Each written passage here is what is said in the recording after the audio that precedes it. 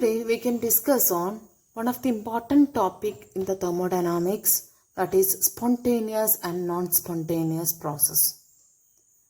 Spontaneous process, it is having one more word, that it is feasible process. Okay, so spontaneous, what do you hear about that word? We will think about that it is a sudden process. But in thermodynamics, it not mentioning like that. Spontaneous process means, take one example, when the water flows from the higher level to lower level, easy flow it will be happening. Without giving any particular initiation, if there is a water on the top, it will be going to bottom. We no need of giving any external force or any particular external thing, it is not needed for that flow. Burning of wood. In this case, sometime we need initiation. Afterwards, it will be doing that work without any particular agency. Evaporation of water. For that, it's not a necessary thing, the particular external agency. Then, hotter to colder body. If there is a hotter body, if it is there, a warm cup of water if it is there, and here one cold cup of heater, both are touching each other, surely the hot water to cold water, the transferring of energy it is happening. For that, no need of particular initiation. So, that type of processes we are calling the name is spontaneous process. Spontaneous process means the process it will be taking place of its own without any particular influence. That type of method it is called spontaneous process. Sometimes in some situations little initiation it is needed. That is for initiation only. Afterwards the process it will be occur of its own. That also we will consider as a spontaneous process. Okay. So many examples I written. Hotter body to colder body. Then higher level to lower level, evaporation of water, and also sodium chloride in water. Just take a little salt, try to add it water. That is a spontaneous process. Without any particular initiation itself, that work it will be do. Right. Then acid-base neutralization. Acid and base, when we add it together, you will get the salt and water. When we add sugar, it will be producing without any particular initiation. Right. So likewise, the process we are calling the name is spontaneous. There is one important thing we have to be noted down in the case of the spontaneous, that it is a unidirectional or irreversible. Irreversible means once the process it is carried out. So just imagine from high level water to low level, without any initiation, the water it will be flow, that you knows. Right. So it is going this direction without any initiation. But if we want to pass this water from low level to high level, surely with the help of machine only it will be possible. The external agency it is needed for the conversion of water from movement of water from lower level to higher level. Without external agency, the process it will not be occur. Right. That's why we are saying that spontaneous, this is a high level to low level water flow. It is a spontaneous process. But low level to high level water flow without any external agency, it is not possible. Right? So that is said to be a non-spontaneous process. So from this example, you can understand that the spontaneous process is a unidirectional. That means one direction only the flow. Unidirectional. So one direction only the flow or chemical reaction when it is occurs, that type of process we call the name it is irreversible process. Irreversible. Okay. It cannot be reversed its direction by itself.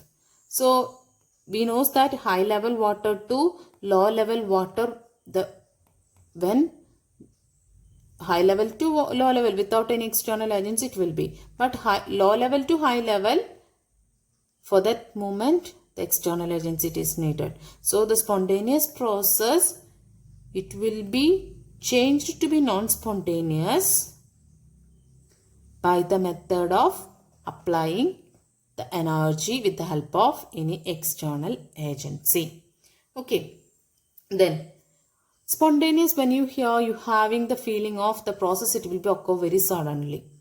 It's not a criterion for the spontaneity in thermodynamics. The speed of that particular process, it's not an important. So so just imagine the hot water to cold water, when it is touch each other, the hot water, the energy is transferring to cold water. When this both the ports, when it is having the same energy, that time the transferring of energy it is stopped. That means that particular, both having the same temperature, means it reached the equilibrium. Until the equilibrium attainment, the energy conversion it is taking place. Right?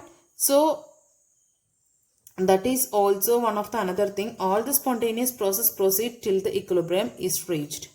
After reaching the equilibrium, the process will not be continued again. So such a process, it is spontaneous process. So these are the three important features of this spontaneous process. It is unidirectional and irreversible, and it is not concerned with the rate at which the process occurs. That means speed of the reaction, it is not an important thing, and it is proceed till the equilibrium is reached.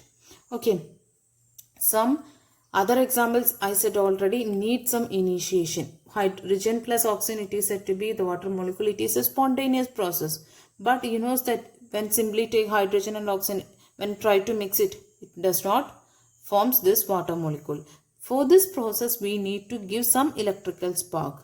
So once we give this electrical spark, afterwards the reaction it will be proceed without any particular external agency. So starting initiation is needed. That type of reactions also we are telling the name is spontaneous process. Okay. Now for this spontaneous process to occur, there is a mainly two tendencies it wants to be followed. That processes. That means every time the spontaneous process, just imagine the high level to low level water flow. For what purpose it is moving high level to low level water flow? For attaining the minimum energy, most stable situation. So every time the system, it is trying to acquire the state of minimum energy. For that purpose, the spontaneous process it is occurring. Right? The tendency of system to acquire the state of maximum randomness. Maximum randomness, maximum disorder is another criterion. That criterion, it is very important. That criterions, it is said to be the word is entropy. That entropy term you will study in detail in the next class. So condition, just keep in mind the state of maximum randomness is also preferring for a spontaneous process. These are the two conditions mainly. As we said earlier, non-spontaneous process means the process which may not be takes place by strong initiation. That means simply the process it will not be occur. For that, some energy is needed. Some external agency, some external work it is needed. That process we are calling the name is non-spontaneous process. Electrolysis of water. Electrolysis means water want to be splitting into hydrogen. So electrical apparatus, the cathode, anode, likewise big apparatus, the big arrangements it is needed. So that is an external agency. When the external agency, electrolysis, when the current it is off, or battery connection if it is removed, automatically the process it will be stopped. So the external agency, when it is stopped that work, automatically that reaction also it will be stopped. Such a process it is non-spontaneous process. Pumping of water through uphill. So likewise lot of processes it's there that is said to be the non-spontaneous process. Okay.